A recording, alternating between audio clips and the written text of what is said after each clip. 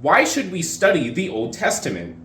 Some people claim that the Old Testament is outdated, not really relevant to us, or overall just uninteresting. But that's not true. There are many reasons to read and study the Old Testament today.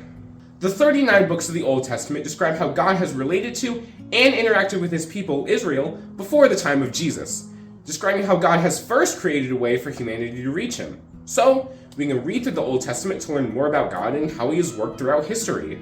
The Old Testament lays much of the theological groundwork and necessary context for having a deep understanding of the New Testament. The issue with saying we no longer have a need for it is like saying there's no need for a prequel once its sequel comes out.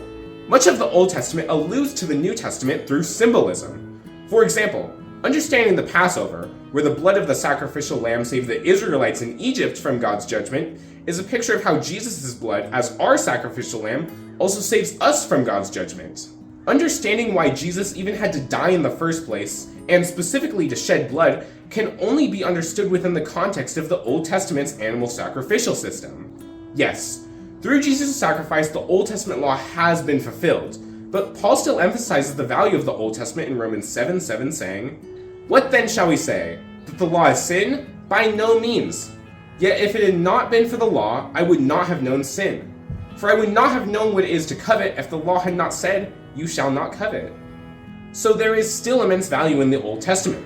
It helps us understand how God has worked throughout history, it teaches us moral law that is still true and relevant today, and it helps us have a deeper understanding of the New Testament and the Bible as a whole.